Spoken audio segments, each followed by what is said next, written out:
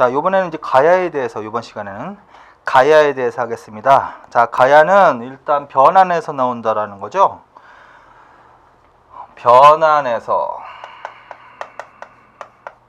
가야 연맹체가 나온다. 왜 계속 연맹체라고 하는 거냐면 가야는 끝까지 고대 국가로 발전을 못 하거든. 그래서 연맹체 단계에서 망하기 때문에 항상 가야 연맹체. 그런데 이제 이 변환에서 가야 연맹체가 나오는 때가 대략 언제다?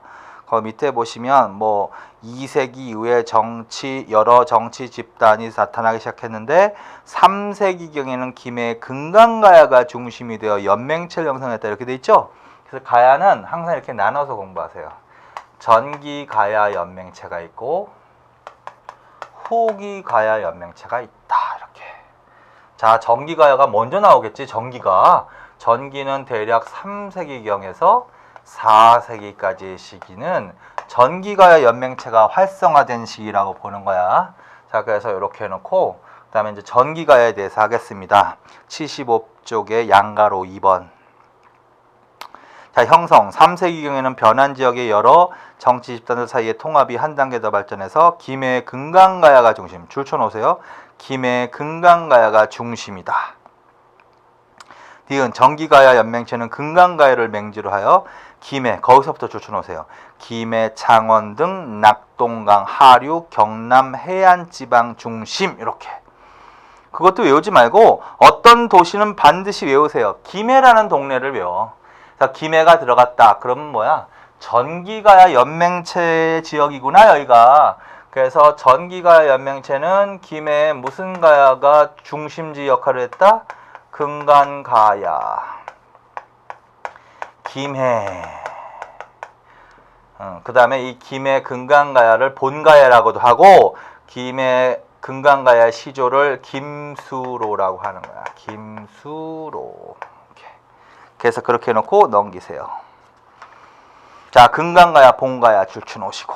자, 금강가야 본가야는 어느 가야 연맹체의 중심지다? 전기가야 연맹체.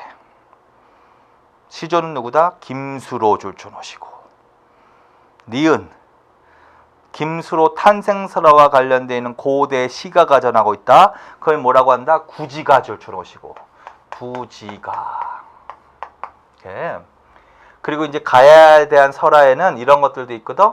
가야 산신 모주가 천신에 감흥되어 두 아이를 낳았는데 하나는 뇌질청해와 하나는 뇌질주일이라고. 그 다음에 뇌질청해는 금강가야의 시조가 되고 뇌질주일은 대가야의 시조가 된다. 이런 설화도 나오거든. 그래서 김수로에다가 이렇게 써놓았어요. 뇌질청예. 그리고 닫으세요. 자, 그래서 전기가야 연맹체는 대략 시기로는 3에서 4세기가량의 지역 시기를 말한다. 김해를 중심으로 하는 경남 지방을 중심으로 하고 있다. 중심지는 김해 금강가야입니다. 그래서 가야는 여러 가야가 나오는데 김해 금강가야는 반드시 기억해놔야 돼. 그리고 이 사람을 뇌질청해라고 했다고. 청해하면은 금강가야 물어보는 거야. 구지가라는 문학작품, 거부가 머리를 내놓지 않으면 구워 먹겠다 이런 고대시가 있죠. 이게 김수로와 관련되어 있는 거니까 금강가야를 물어보는 거야. 자, 그런데 쇠퇴 줄쳐놓으시고. 그런데 이 전기가야 연맹체가 쇠퇴하기 시작한단 말이야. 5세기 이후에는. 그게 바로 무슨 사건이냐면 400년에 정확히 왜고 격퇴 사실이 있었지. 광개토대왕이. 이 과정에서 이 고구려군이 어디까지 침공을 한다 그랬죠? 가야 지역까지 침공한다 그랬지?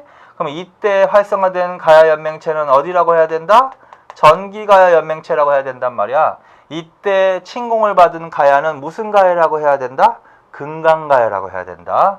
자, 그래서 왜고 격퇴로 인해서 여기가 공격을 받아서 이 이후에는 어떻게? 여기는 침체하면서 대신 이때 침공을 받지 않았던 가야 지역을 중심으로 가야 연맹체가 활성화되는 거야. 자, 그걸 어디라고 한다? 후기가야 연맹체라고 한다. 자, 그래서 지금 후기가야 연맹체는 대략 무슨 사건 이후다? 왜구 격퇴 이후에 나타나는 현상이다. 여기는 대략 5세기에서 망할 때까지 6세기. 자, 그래서 후기가야 연맹체 줄 양가로 3번. 가야 연맹은 5세기 초에 크게 변화했다. 정기가 연맹이 해체되면서 김해 창원을 중심으로 하는 남동부 지역의 세력은 약화가 맞죠. 약화. 김해 들어갔으니까. 반면 줄 쳐놓으세요. 고령, 합천, 거창, 함양 등지 세력. 줄. 거기서 고령에다 동그라미 쳐놔. 그래서 고령이 들어가면 이건 후기가야 연맹이구나 알아들어야 돼. 후기가야 연맹체구나. 그래서 중심지가 고령의 대가야로 이동이 돼. 그래서 후기가야 연맹을 주도했던 가야는 고령의 뭐다? 대가야다. 그리고 여기에 시조는 대가야 시조는 뇌질 주일이라고 하는 거야. 뇌질 주일. 자, 그래서 전계는 김해 금강가야가 주도하였으나 가야 연맹체를 후계는 고령의 대가야가 주도하였습니다. 뇌질 주일이 나오면 대가야 물어보는 겁니다. 이렇게 기억하시면 돼요. 자, 그리고서 대가야 고령 줄 그리고 니은 6세기 초 대가야는 백제 신라와 대등하게 세력을 다투게 되었고 그것도 줄 6세기 백제 신라와 대등하게 세력을 다툰 가야는 금강가야일까요? 대가야일까요? 대가야입니다. 당연히 그 줄. 그 다음에 대가야가 신라와 무슨 동맹을 체결하기도 합니다. 결혼 동맹을 체결합니다. 신라 어느 왕? 버풍왕. 그거 줄. 이건 아까 하셨죠? 자, 그래서 거기까지. 그래서 항상 가야는 정기가야하고 후기가 이렇게 나눠서 중심지는 김해 금강가야가 중심지였다가 뭐 어디로 이동한다? 고령의 대가야. 이런 식으로 정리하십시오. 그 다음에 경제와 문화. 이걸 한번 읽어보면 돼. 자, 가야는 뭐가 발달했다? 농사와 무역 발달 줄. 그 다음에 철 줄 쳐놔야지. 가야가 변안에서 나왔죠? 변안에서 유명한 게 철이었지. 그래서 변안 사회가 바로 철을 매개로 하는 무역이 발달했단 말이야. 그냥 가야도 마찬가지야. 그래서 가야가 뭐가 발달했다? 철을 매개로 하는 무역이 발달했다. 중개 무역 발달했다. 뭐 이런 식으로. 그래서 낙랑과 외 규슈 지방을 연결하는 중개 무역 발달 줄. 그다음에 고분. 가야 문화를 보여주는 유적으로는 고령 지산동 고분. 그거 줄. 자, 물어보겠습니다. 고령 지산동 고분 계속 읽으시고 고령 지산동 고분이 나왔어. 그러면 어느 나라를 물어보는 거야? 고령이 나왔기 때문에 대가야입니다. 그치? 그래서 대가야 그거 기억해. 대가야. 부산 복천동 고분. 부산. 나머지는 읽고. 그 다음에 3번. 일본 스에키 토기 형성에 의한 그것도 줄쳐놓으세요. 자, 가야 문화가 발달했는데 그 중에서도 토기 제조술이 발달했다. 가야 토기는 일본에 전해져. 일본 무슨 토기 제작에 영향을 미쳤습니다. 스에키 토기 제작에 영향. 그거 줄쳐놓으시면 돼. 그 다음에 멸망. 자, 어느 가야가 먼저 멸망한다? 금강가야가 먼저 멸망한다. 어느 왕 때 멸망한다? 버풍왕 때 줄. 그 다음에 대가야가 그 다음에 멸망한다. 대가야는 어느 왕 때 멸망한다? 진흥왕 때 멸망한다. 줄. 그리고 헷갈리지 않게 버풍왕 때 멸망시킨 거는 금강가야야. 진흥왕 때 멸망시킨 거는 대가야. 그래서 진흥왕 때 대가야가 멸망하면서 완전히 가야가 멸망하는 거다. 거기까지 하시면 돼. 그래서 이제 가야는 이런 식으로 정리해 놓으시면 된다. 자, 그 다음에 이제 77쪽으로 갑시다. 자, 세기별 삼국 간의 관계와 주요 사실인데, 이제 세기를 좀 나눠보자라는 거지. 자, 이제 세기는 크게 세 시기가 제일 잘 나와. 4세기, 5세기, 6세기에서. 자, 먼저 4세기가 나왔죠? 4세기. 자, 4세기 중국의 사실도 알아나? 4세기의 중국은 5호 16국의 분열기야. 5호 16국의 분열기. 그래서 5호 16국의 분열기를 이용해서 영토 확장을 시도하는 때가 몇 세기 한반도의 사실을 물어본다? 4세기. 자, 일단 4세기 때 삼국 간의 관계는 일단 백제가 주도권을 맨 처음에 먼저 장악을 했겠지. 그래서 백제가 주도권을 장악한다. 그리고 고구려하고는 어떻게 했을 것이다? 대립했을 것이다. 고구려하고는 대립했을 것이다. 이렇게. 그 다음에 백제하고 외교관계 수립했던 나라가 어느 나라다? 동진이다. 동진. 고구려 외교관계 수립했던 나라는 어느 나라다? 전진이다. 그리고 4세기 말 하면 광개토대왕이 나오겠지? 그때는 이제 신라하고도 교류를 하는 거지? 그래서 요게 바로 뭐다? 몇 세기의 대외관계다? 4세기의 대외관계다. 자, 그래서 일단 흐름을 본다면 처음에는 누가 주도권을 장악했다? 당연히 백제지. 그 왕이 누구 왕이 어느 왕일까? 근초고왕 이렇게. 그러나 4세기 말에서 5세기로 접어들면서는 어느 나라가 주도권을 장악할까? 고구려겠지. 그게 광개토대왕 장수왕을 거치면서겠지. 자, 그래서 이제 4세기 이 정도로 정리해 놓으시면 된다. 그리고 이제 박스 안에 있는 게 그게 4세기의 주요 왕들이라는 거죠. 근초고왕, 근고수왕, 침류왕. 근고수왕 필요 없고 근초고왕과 침류왕 두 왕 알아두시고, 고구려는 미천왕부터 광개토대왕까지. 신라로는 뇌물마립간. 그리고 화살표 거나, 근초고왕과 고구려왕 간의 화살표를 이렇게 거나. 두 왕이 비슷한 시기죠. 근초고왕의 상상을 해. 외우지 말고. 근초고왕의 침입으로 고구려왕이 전사했습니다. 맞죠? 그 다음에 광개토대왕하고 뇌물마립간 거나. 자, 이건 무슨 사건이 연루돼 있다. 두 왕 간에 왜구격퇴. 맞죠? 왜구격퇴. 그런 식으로 정리를 하시면 돼요. 한번 쭉 읽으세요, 그냥. 자, 그 다음에 이제 몇 세기로 간다? 78쪽에 5세기로 간다. 5세기로 가면 이제 점차 4세기 말부터 광개토대왕을 시작으로 해서 고구려가 주도권을 장악하기 시작하는 거지. 그래서 이제 5세기 정확하게 장수왕 때 이제 삼국의 주도권 전성기가 오는 거지. 그래서 5세기 때는 일단 중국은 남북조 시대. 북조 시대라고 한다. 그래서 남조, 북조 이렇게 나눠져서 대립하던 때다. 요 때는 이제 몇 세기부터? 5세기부터. 자, 5세기는 누가 주도권을 장악한다? 고구려. 순수하게 5세기는 장수왕. 그리고 당연히 5세기는 뭐야? 고구려가 적극적인 남하 정책을 하던 때 이제 평양천도 하고. 그래서 이때 이제 백제하고 심하게 다투는데, 오히려 이때는 백제하고 신라가 어떻게? 연합을 해서 고구려에 대항하는 형태다. 요게 이제 제일 잘 나오는 거예요. 자, 그래서 5세기의 대외 관계는 고구려의 적극적인 남하 정책에 대항해서 나제 동맹이 체결되는 때다. 그리고 그것을 더욱 강화하는 결혼 동맹이 체결되기도 했다. 이런 식으로. 그래서 주요 사건이란 바로 그런 것들 말하는 거지. 그 다음에 이때 이제 중국에는 북조에는 북이, 남조에는 송 이런 나라가 나올 거야. 그래서 백제는 주로 송이라는 나라하고 교류했고, 고구려는 원래 북이랑 교류했지만 장수왕은 누구하고 동시에 교류했다? 남북조 동시 교류했다. 뭐 그런 식으로 이제 알아두시면 돼. 자, 그래서 거기까지. 자, 그 다음에 이제 6세기로 간다. 자, 6세기로 들어가면서는 점차 어느 나라가 주도권을 장악할 것이다? 신라겠지. 자, 근데 이때도 여전히 남북조야. 여전히 남북조. 근데 5세기에는 북조 왕조, 북이, 남조 왕조, 송 이런 나라들이 나오지만 6세기에는 남조 왕조, 양나라 하나 알아보세요. 양나라. 그래서 5세기부터 남북조로 분열돼서 6세기까지 분열되다가 6세기 말에 수나라가 중국을 통일합니다. 그래서 6세기는 남북조 역시 여전히 남북조, 그 다음에 수나라가 통일합니다. 이렇게. 자, 이때 상황은 일단 신라가 주도권을 장악하겠지.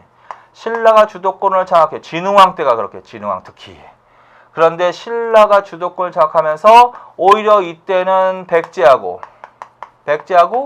고구려가 동맹을 맺어서 신라에 대항하는 형태, 이런 형태가 나오더라는 거지.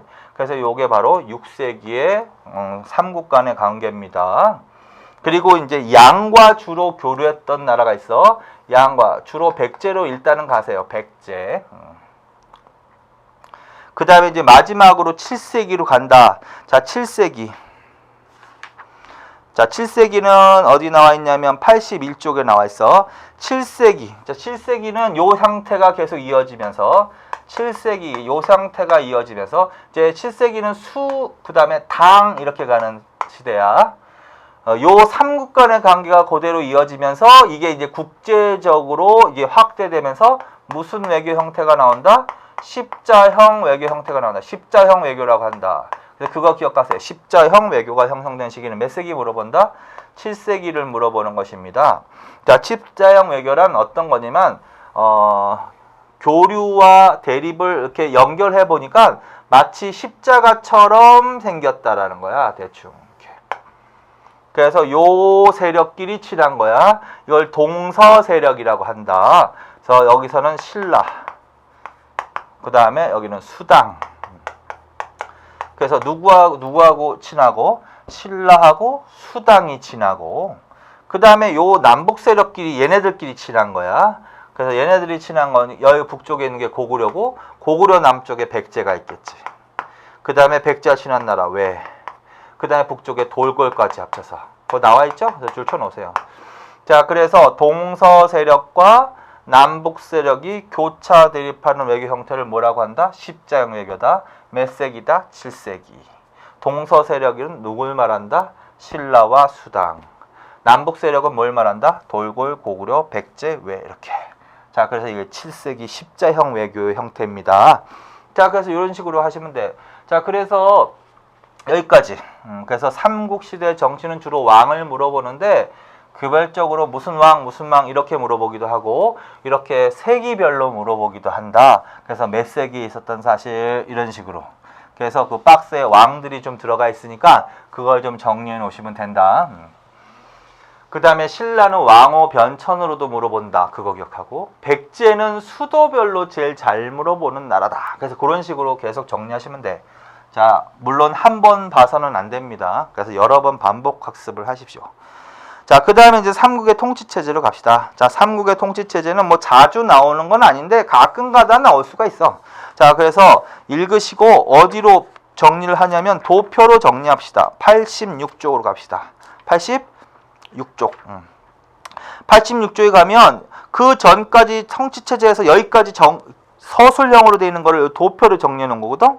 자, 그래서 통치체제를 하는데, 자, 일단 삼국은요 항상 나라를 고구려, 백제, 신라를 섞이지 않게 조심해. 예를 들어서 뭐 고구려를 물어봤는데 백제나 신라의 사실 자체가 들어가 버리면 읽을 필요도 없이 그냥 아니란 말이야. 그래서 고구려, 백제, 신라별로 정리를 좀 잘해 두십시오. 자, 먼저 한 번씩 봅시다. 자, 중앙정치와 관련해서는 일단 중앙정치를 주도하는 것은 일단 귀족 세력인데 고구려에다가 이렇게 써놓으세요. 고구려에다가 5부, 그 다음에 백제에다가는 5부, 그 다음에 신라에다가는 6부 이렇게 써놔. 그래서 이건 연맹체라고도 할 수 있어. 그래서 5부, 고구려하고 백제는 5부, 신라는 6부가 주요 지배 집단입니다. 그리고 3개 정도는 기억해놔. 계루부, 손오부, 전로부. 전로부는 연나부라고도 해. 연나부. 자, 일단 그런 거지. 뭐냐면 계루부, 손오부, 전로부고 연나부가 나왔는데 이거는 일단 내용을 읽기 전에 이게 나오면 무조건 어느 나라로 연결돼 있어야 된다. 고구려로 연결돼 있어야지. 백제나 신라 얘기하는데 계루부 일어나면 아예 읽지도 말고 틀린 거야. 그리고 백제 5부의 구체적인 내용은 알 필요 없고 신라는 2개만 써놓으세요. 사량부, 양부 등 6부 중에서 사량부하고 양부 이러한 부가 있는데 요 사량부, 양부 얘네들이 이제 주도한 정치 세력이거든. 자, 이것도 마찬가지야. 사량부, 양부 이런 단어가 나오면 이건 신라의 6부 중에 명칭이란 말이야. 그래서 요거는 어느 나라로 무조건 가야 된다? 신라 이렇게. 그렇게 해놓으시고 자, 그 다음에 그 중에서도 이제 왕족이 있고 왕비족이 있다라는 거지. 그래서 줄 쳐놓으세요. 이 나라의 왕족은 뭐다? 계루부, 계루부 고씨. 전왕족은 뭐다? 손오부. 왕비족은 뭐다? 전로부, 연나무. 그렇게 줄 쳐놓으세요. 그 다음에 백제는 왕족은 무슨 씨다? 부여씨. 부여씨. 왕비족은 뭐다? 진씨. 그 다음에 신라에서의 왕족은 무슨 씨다? 김씨. 이런 식으로. 이것도 마찬가지야.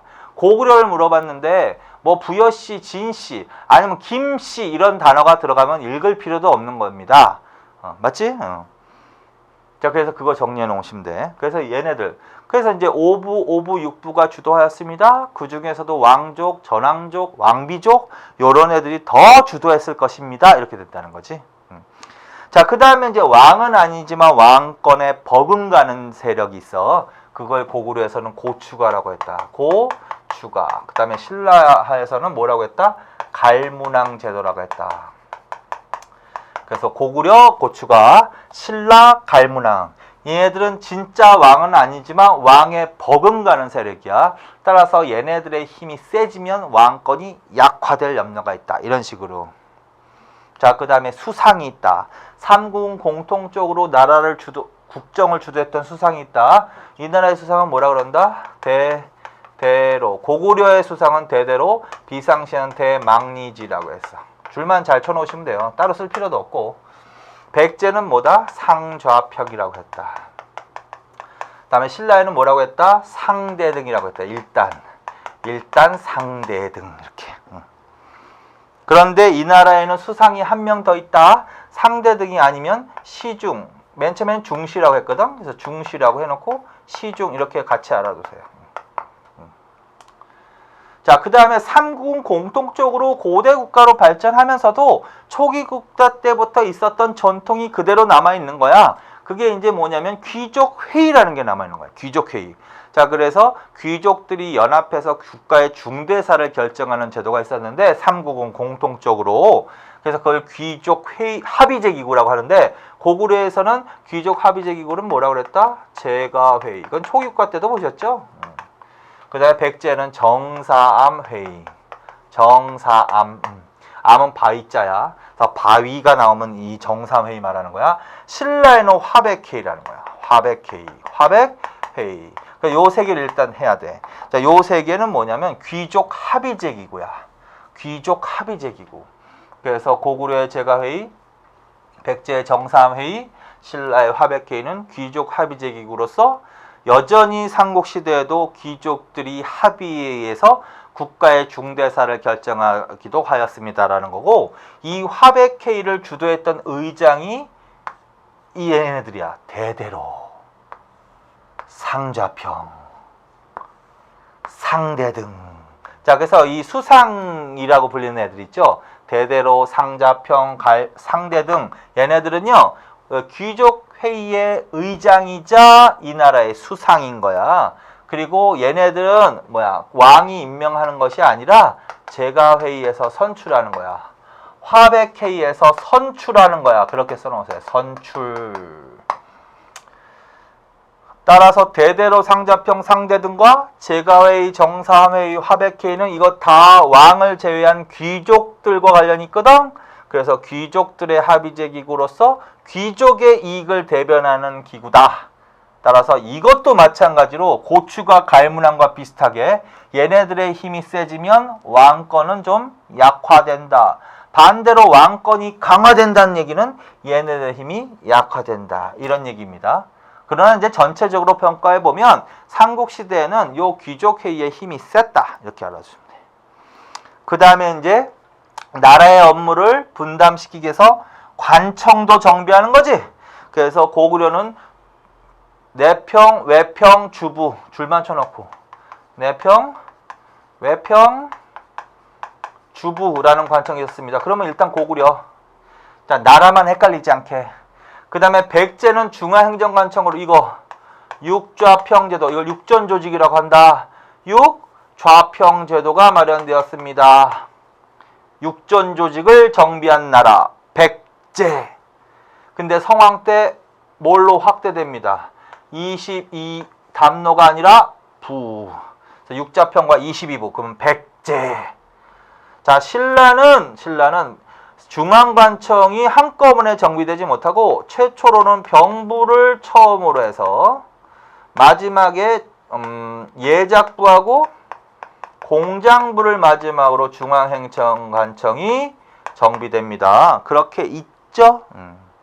그런데 이제 이 신라는 병부는 법붕왕 때지만 이거는 통일신라 시대라고 신문왕 때. 그래서 신라는 삼국시대의 육전 조직을 완비하는 나라가 아니라 통일신라 신문왕 때 완비합니다. 그것에 비교해서 삼국시대 육전 조직을 완비하는 나라는 백제 이렇게 가는 거야. 그 나중에 요거 정도는 좀 읽어볼 필요가 있어. 육좌평제도. 그 다음에 화백회의라는 거는 나중에 책을 한번 읽자고요. 이렇게. 자, 그 다음에 관등제. 이건 무슨 말이냐면 관리의 위계 질서를 정하는 거지. 그래서 관등제를 정비하는데, 자, 일단 기본적으로 고구려는 몇 관등이다? 10여 관등 이렇게. 그래서 이제 일반적으로 제일 잘 나오는 게 14관등인데 고구려는 이제 좀 책마다 달라. 10, 12, 14 요 세 개 중에서 나올 거야. 그런데 절대로 16 하면 안 돼. 16 하면 백제. 그걸 외우세요, 차라리. 17관등 하면 신라 이렇게. 자, 그래서 고구려는 10여 관등이라고 하고 16관등, 17관등 이렇게 반드시 백제, 그다음에 신라. 그다음에 이제 최고 관등 명칭이 있단 말이야. 일관등 명칭. 그게 대대로야, 대대로. 고구려는 대대로는 일관등, 최고 관등 명칭이기도 하고 수상이기도 하고 좌평이다. 백제는 좌평. 그다음에 신라는 이벌찬이라고 한다. 이벌찬. 자, 그래서 대대로 좌평 이벌찬이 붙으면 최고 관등 명칭이야. 대대로 상자평 상대등이 붙으면 수상의 명칭입니다. 그 다음에 이제 관등의 명칭에 형과 사자 계열로 두 개로 분리되어 있는 나라 줄쳐놓으시고, 그게 바로 고구려입니다. 백제는 좌평 계열, 좌평이라는 명칭과 그 다음에 솔덕이라는 명칭, 그 다음에 무명 계열 이렇게 세 개로 나눠져 있습니다. 그래서 형사자, 고구려야 무조건 형사자. 그다음에 좌평 솔덕 하면 백제. 그다음에 신라는 찬. 나중에 골품제도 할 때 자세히 볼 건데 이건 외울 필요도 없고 형사자하고 좌평 솔덕만 기억하세요. 고구려, 백제 이렇게. 자, 그다음에 관등에 따라서 관리들이 있는 유니폼의 색깔을 달리 정했거든. 그걸 공복의 색깔이라고 해. 근데 공복의 색깔을 정했는데 백제와 신라만 나온다, 기록상으로. 그래서 관등에 따라서 어떤 색깔을 입게 했다? 자, 비, 청색의 공복을 입었습니다. 그럼 백제. 신라는 자, 비, 청, 황. 그래서 계속 읽으세요. 자비청, 자비청황. 자비청, 자비청황. 자, 그래서 이 내용을 이해하는 것도 물론 중요하지만 일단 외형적으로 요게 섞이면 안 돼. 자, 그래서 고구려를 물어봤는데 백제나 신라에 대한 단어가 들어가면 안 된다고요. 그러니까 계속 고구려, 백제, 신라별로 이렇게 나눠서 일단은 공부를 하세요. 그렇게도 문제가 나오니까. 자, 그래서 거기까지 하시고 그 다음에 이제 화백회의만 한번 읽읍시다. 화백회의는 어디로 가시냐면 85쪽에 가시면 거기 동그라미 3번 있죠? 거기서부터 읽읍시다. 자, 화백회의 줄 쳐놓고 별표 쳐놓고. 자, 화백회의는 어느 나라 제도다? 당연히 신라 줄. 누구의 무슨 제도다? 진골 줄, 합의제도 줄. 귀족은 당연한 거고 신분이 진골이야, 진골. 그래서 진골의 합의제 기구를 뭐라 그런다? 화백회의. 니은. 자, 진골 출신 대등 줄.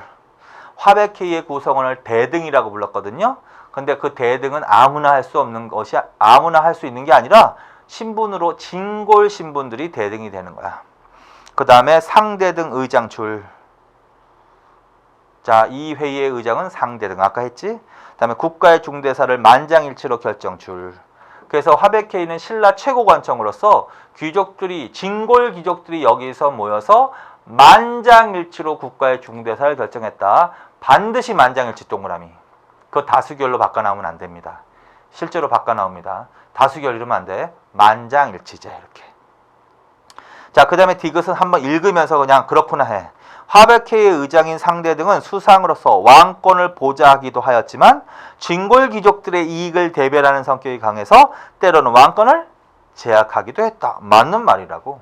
그래서 이 화백회의와 상대등의 권한이 지나치게 강화된다는 것은 왕권이 약화된다는 의미고, 반면에 거꾸로 왕권이 강화된다는 의미는 얘네들의 힘을 약화시킨다는 뜻이다. 이렇게 이해하십시오. 자, 그 다음에 읽기 자료. 거기서 저것만, 기능만 줄쳐놓으세요. 나머지는 다 읽었으니까. 각 집단의 부정반지, 단결 강화, 귀족과 왕권의 갈등을 조절하는 기능 등을 하였다라는 거지. 그래서 그거까지. 자, 그래서 화백회의는 단독으로 좀 나올 수가 있기 때문에 조금 전에 설명드렸던 그런 내용 자체가 일단 이해가 아니야. 그 객관적인 내용을 바꿔 나오거든. 그래서 이제 이해는 그거야. 아, 삼국시대는 여전히 귀족들이 모여서 국가의 중대사를 결정하는 합의제 기구가 있었구나가 이해하는 거고, 그거는 너무나 쉽고, 그 다음에 요런 것들 내용을 객관적으로 바꿔 나오거든요. 그래서 그것만 좀 조심하면 되신다. 자, 그 다음에 이제 다시 87쪽으로 오셔가지고, 자, 지방제도로 갑시다. 이것도 마찬가지야. 자, 그래서 삼국의 지방제도는, 자, 일단 수도와 지방으로 나눠놓고 행정구역을 편성하는 건데, 자, 수도는 몇 개로 나눴다? 이 나라는 5부, 이 나라도 5부. 근데 이 나라만 6부. 조심하시고, 동그라미. 그래서 이거는 이제 부족 연맹체하고 관련 있지. 5부, 5부, 6부인데 이게 이제 수도와 관련 있어. 5부, 5부. 신라만 몇 부? 6부. 수도야 지방이야? 수도라고 했습니다, 지금. 그 다음에 이제 지방의 행정구역을 설치하는 거지. 지방의 행정구역을 설치한다. 자, 이것도 5부라요, 5부. 5부. 근데 이거는 5방이라고 했다. 5방. 이거는 5주라고 했다. 그래서 삼국시대의 지방행정국의 명칭은 부, 방, 주로 돼 있다. 맞죠? 부방주, 부방주 읽어버려도 돼요. 신선은 고구려, 백제, 신라 이런 순으로 가는 거야. 부방주. 고구려를 물어봐. 고구려에 대한 문제가 나오는데 방이 어쩌고 주가 어쩌고 그러면 무조건 틀리는 거라고. 그러니까 그런 문제가 나온다고. 근데 생각해보면 굉장히 단순한 문제거든요. 근데 그거를 눈에 안 보고 내용만 계속 보는 거야. 이게 맞는 내용이야, 틀린 내용인가? 그게 아니야. 일단은 이거부터 가려나. 이게 제대로 됐다. 그러면 그 다음에 그 서술된 내용이 맞는가? 틀린가를 보시는 거예요. 그래서 부방주, 고구려, 백제, 신라 이렇게. 그리고 여기에 이제 초기국가하고 다른 점이 지방관을 박연하기 시작한다는 거지. 자, 그래서 욕살, 오부욕살. 방이니까 방자 들어갔어. 방령. 군자 들어갔어. 군주. 군주.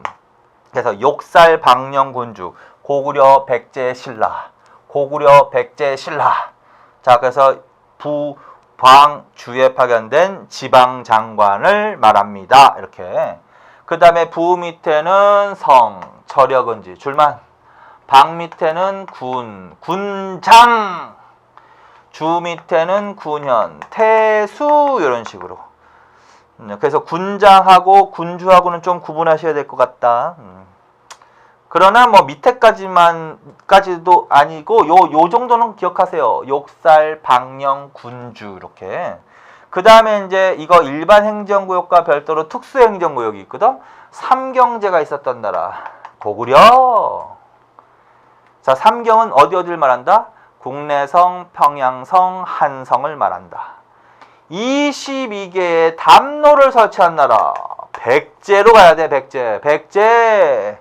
문영왕 때 누구를 파견해서 통치했다? 왕족. 그 다음에 자, 신라는 수도가 계속 변하지 않아요. 경주. 근데 경주가 한반도 중반에 딱 들어있는 도시가 아니라 남동쪽에 치우쳐 있는 거거든. 그러니까 신라는 수도가 한쪽에 치우쳐 있단 말이야. 그래서 지방 통치하기가 어렵단 말이죠. 그래서 수도가 한쪽에 치우쳐서 그거를 극복하기 위해서 지방 통치를 더 강화하기 위해서 설치한 특수행정구역이 있다. 그게 소경이라는 거야. 소경. 소경은 자, 삼경은 고구려, 22담로는 백제, 소경은 신라. 그리고 소경은 왜 설치한 거다? 수도가 한쪽에 치우쳐 있는 것을 보완하기 위해서. 그렇게 가시고 여기에 누구를 파견했다? 사신. 이것도 기출문제야. 소경이라는 얘기를 서술하면서 군주에 의해서 다스렸다. 그러면 안 됩니다. 사신입니다. 그거. 그리고 이제 삼국시대에 설치됐던 그 소경이 뭐가 있다? 중원경과 동원경, 지금의 충주하고 강릉. 그렇게 줄쳐놓으시면 돼. 자, 그래서 지금까지가 바로 뭐야? 지방행정구역입니다. 그 다음에 이제 군사조직은 뭐 따로 할 필요가 없는 게, 군사조직은, 그 전에 먼저 이렇게 합시다. 자, 그래서 요게 이제 일반 행정구역이고, 가장 말단 행정단이라고 되어 있는 거 있지. 가장 말단 행정단위가 뭐다? 촌락 줄쳐놓으시고, 촌락. 그러니까 예를 들어서 신라를 예를 들다면 가장 크게는 5주, 그 다음에 그 밑에 군현, 그 다음에 그 밑에 가장 말단 행정단위로 촌락이 있는 거야. 근데 여기 당에는 지방관이 파견되지 못했다고 해야 돼. 지방관이 파견되지 못했다. 그러면 이 지역은 어떻게 했느냐? 토착 세력. 이 지역에 토착 세력으로 하여금 통치하게 했단 말이야. 그 토착 세력을 두 글자로 뭐라고 불렀다? 촌주라고 불렀습니다. 그래서 촌주라는 용어도 기억하세요. 당연히 촌자 들어갔으니까 촌주는 어디를 다스리는 사람이야? 촌락.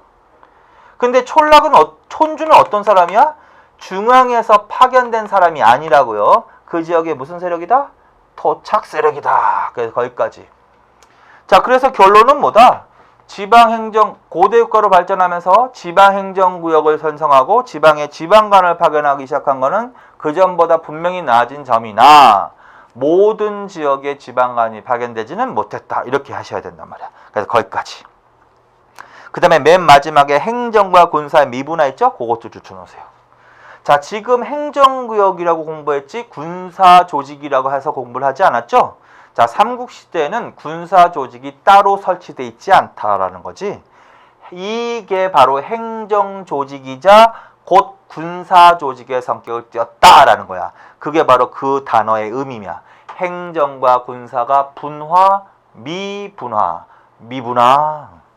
따라서 욕살, 방령, 군주는 행정관이지만 독자적으로 무엇을 거느리기도 했을 것 같다? 군대를 거느리기도 했을 것 같다. 이런 식으로 알아둬야 돼. 자, 그래서 군대를 거느리기도 했다. 이 정도만. 자, 그래서 뭐 삼국시대 통치체제는 그렇게 많은 심오한 내용은 없다. 통치체제는요, 특히 고려하고 조선시대부터 조금 행정관청의 기능과 종류, 그런 것들을 주로 물어보거든. 그래서 거기를 좀 중심으로 정리해 놓으시면 된다. 자, 그리고 다시 말씀드렸죠. 자, 요거는 일단은 내용을 생각하기 앞서 뭘 해라? 나라별로 섞이지 않게 일단 조심을 해서 공부를 하시라. 그래서 열심히 그냥 읽으시고, 그 다음에 그게 좀 소화가 되면 그 안에 들어가서 내용을 조금 공부해 놓으십시오. 그래서 삼국의 통치체제는 요 정도로 끝내놓고, 자, 그 다음에 이제 정치의 마지막 편으로 갑시다. 88쪽으로 가면 고구려와 수당과의 전쟁 있죠? 요 부분도 한번 정리해 놓고 넘어갑시다. 자, 무슨 말이냐면, 자, 일단 아까 6세기, 5세기부터 남북조 시대로 중국이 분열된다 그랬죠. 그러다가 이제 6세기 말에 중국이 통일이 되는 거야. 자, 어느 나라로 통일이 된다? 그래서 수라는 나라 하나 동그라미 쳐놓으시고, 자, 그래서 이제 중국이 이제 수가 6세기 말에 중국을 통일하면서 이때부터 이제 누구와 갈등이 생긴다라는 거야? 북쪽의 고구려와 갈등이 생긴다라는 거야. 그래서 이제 수나라하고 고구려가 전쟁을 한다는 거지. 근데 이제 결론적으로 말하면 고구려가 승리를 하거든요. 그리고 이제 수나라는 고구려하고 전쟁하면서 국력을 소모한 나머지 망해버려, 금방. 7세기에 넘어가서. 그래서 수를 이어서 곧바로 이제 당나라가 서거든. 그래서 그 다음엔 또 당나라가 선다? 그런데 그 당나라도 고구려하고 전쟁을 하더라는 거지. 자, 그래서 수당과 고구려가 전쟁을 한다. 몇 세기일까? 그럼 수당과 전쟁을 하는 게 6세기 말에서 몇 세기로 접어든다? 대부분은 7세기. 아까 7세기도 자주 나오진 않지만, 자, 7세기의 외교는 무슨 외교가 나와야 된다? 7세기 한반도의 사실로 맞는 것은 이거 기억하세요. 외교는 뭐가 나와야 돼? 십자형 외교가 나와야 됩니다. 그리고 또 하나, 고구려가 누구하고 전쟁을 했다?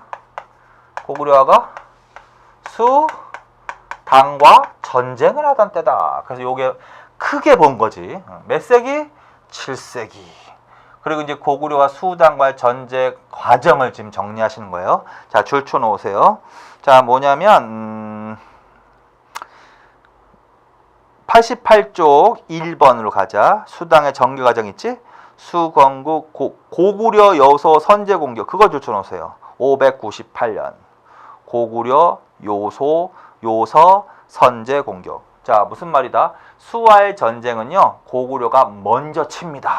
그래서 고구려의 선제 공격으로 수와의 전쟁이 일어납니다. 그래서 그거 줄쳐 놓으시고요.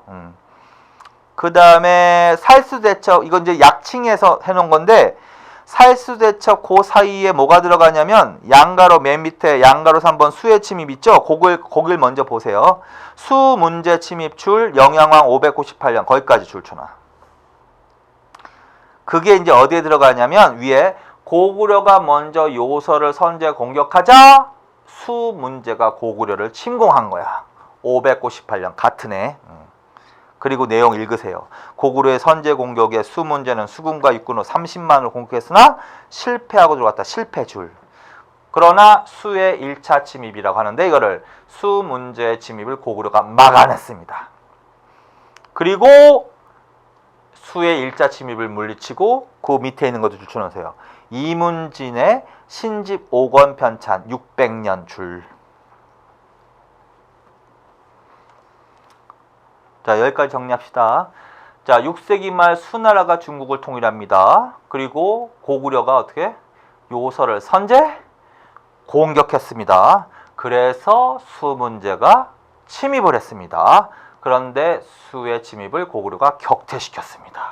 그리고 2년 후에 그 자부심에서 역사서를 편찬하게 됩니다. 그게 이제 신집이라는 역사서야. 그거 별표 쳐놓고 알아두세요. 영양왕 때야. 왕은 600년. 누가? 이문진. 이렇게. 역사서만 본다면 나중에 이제 문화편에서 해도 되는데 역사서만 본다면 백제가 가장 먼저야. 시기적으로. 서기. 근초고왕 때. 그 다음에 진흥왕이 먼저야. 이때보다. 국사. 그 다음에 신집 이렇게 가는 거다. 자, 그 다음에 2차 침입. 또 침입한단 말이야. 이때는 누가 침입한다? 수양제 줄. 영양왕. 몇 년? 612년. 그래서 이때. 근데 이때는 이제 결정적으로 고구려가 수를 대파하더라는 거지. 그래서 이때 나오는 게 바로 살수대첩이라고요. 그래서 율지문덕의 살수대첩. 그거 줄쳐놓으시면 돼. 율지문덕의 살수대첩. 그래서 살수가 청천광이라고. 그래서 대패. 그리고 이후 3, 4차 침입이 있었으나 결국은 다 물리쳤다. 자, 여기까지 정리합시다. 자, 순서는 어떻게 되지? 고구려가 요서 선제 공격했습니다. 그것 때문에 수 문제가 침입해왔습니다. 물리쳤습니다. 그리고 신집 썼습니다. 그 다음에 수양제가 또 침입해왔습니다. 살수 대처 을지문덕에 거기까지. 그 다음에 이제 이때 89쪽에 위에 여수장 우중문시라는 이 고대 시가가 나온다. 한번 읽으세요. 귀신 같은 전술은 천문을 꿰뚫었고 묘한 전략은 지리를 통달했구나. 전쟁에서 이겨 공이 이미 높으니 만족함을 알거든 그만함이 어떤가. 자, 이게 바로 을지문덕이 수나라 장수 우중문에게 보내는 시거든. 이게 바로 살수대첩과 관련되어 있는 고대 시가입니다. 자, 그래서 이 고대 문학작품이 나오면 무슨 대첩으로 간다? 을지문덕의 살수대첩. 그 다음에 만족함을 알거든 그만함이 어떤가 있죠? 거기다 줄쳐놓으시고요. 거기에 그 문구에 들어가 있는 사상이 있거든. 그건 도교로 가십시오. 도교라고 써놓으세요. 도교. 자, 그 다음에 이제 결국은 이후에 쳐들어왔으나 결국은 수나라가 망했다. 수멸망 줄. 그 다음에 이제 바로 그 해 바로 당나라가 쓴 거야. 그래서 그 다음에 당건국. 수멸망 이코로 당건국. 그런데 이제 당과는 초기는 당과 무슨 정책을 했다? 화친 정책 줄쳐놓으세요. 그 전에 이제 수도 그렇고 고구려도 그렇고 전쟁을 하도 많이 해가지고 결국 국력을 너무 많이 소모해서 당도 그렇고 고구려도 그렇고 당장 전쟁할 처지는 안 되는 거야. 그래서 표면적인 유화 정책을 썼다는 얘기겠죠. 자, 그래서 초기부터 당과는 건국 직후부터 전쟁을 치렀습니다. 이건 아니고 초기에는 당과 고구려는 무슨 정책을 했다? 화친 정책 줄. 그 다음에 양가로 2번. 그런데 이제 고구려가 결국은 당도 고구려 이 침공의 야심이 있었다는 걸 알고 있었거든. 그래서 당 침입에 대비하기 시작하는 거죠. 그래서 국경지대에 뭘 쌓기 시작한다? 천리장성 축조 줄. 그래서 당 침입에 대비하기 위해서. 그래서 이제 십몇 년에 걸쳐서 계속 쌓고 있는 거야. 그리고 이제 그런데 이제 이때 고구려 내분 귀족들 사이에서 당과의 외교 관계를 둘러싸고 좀 갈등이 있었어요. 왕과 평양의 귀족들은 화친 정책을 계속 추진하는 세력이고 대당 강경책을 주장했던 사람이 있었거든. 그 사람이 영계소문이라는 사람이다. 영계소문이 이제 천리장성 축조 책임자이기도 했는데 그래서 이 영계소문과 이 평양의 귀족들과 갈등이 빚어서 결국은 영계소문이 쿠데타를 일으키는 거지. 그래서 영계소문이 정변을 일으켜서 권력을 잡습니다. 줄 영계소문의 정변 줄 642년. 동그라미 2번에다가 동그라미 2번 영계소문의 접근과 대당 강경책 한번 읽읍시다. 영계소문 642년 왕으로는 영유왕 줄. 영양왕은 수하고 전쟁한 왕이고 그 다음에 당과 화친 정책을 한 사람은 영유왕이야. 줄 쳐놓고 천리장성 축조를 감독하는 임무를 맡았는데 그는 이러한 과정에서 요동지방의 군사를 장악했다. 그리고 갈등 관계에 있던 영유왕을 줄 쳐놓으세요. 영유왕을 패하고 보장왕을 올리는 대시에 동시에 자신에 반대하는 귀족 세력을 숙청. 그리고 권력을 장악했다. 이게 영계소문의 정변이라고. 642년. 영계소문 스스로 대망리지 줄. 대내적으로 독정책을 강화하고 대외적으로는 당에 대해서 강경정책 줄.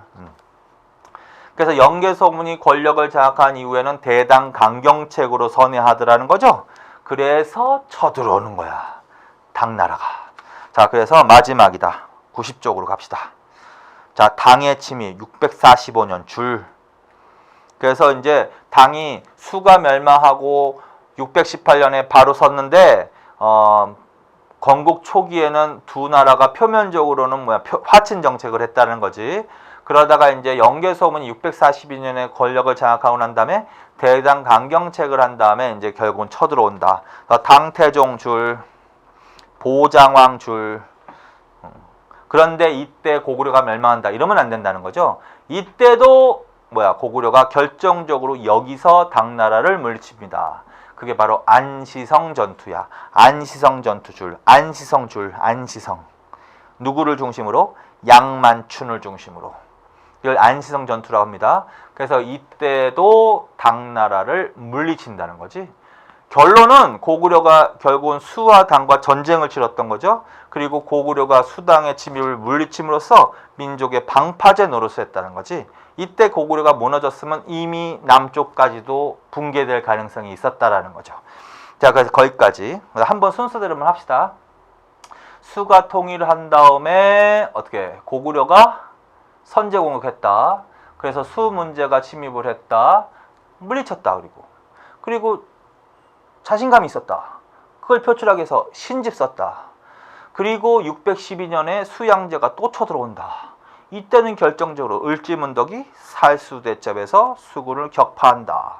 결국 멸망한다. 그리고 당나라가 섰다. 당 초기에는 영유왕을 중심으로 화친 정책을 했다. 그러나 침입에 대비하기 위해서 천리장성을 축조하기 시작했다가 먼저지. 그 다음에 영계소문이 정변을 일으켰다. 대당 강경책으로 선회했다. 그래서 쳐들어왔다. 당태종이 어디에서 물리친다? 안시성 전투. 여기까지요. 자, 그래서 여기까지 정리하시면 된다. 자, 그래서 여기까지가 바로 이제 정치를 정리하신 거고, 이제 다음 시간에는 삼국의 경제로 들어가겠습니다. 수고하셨습니다.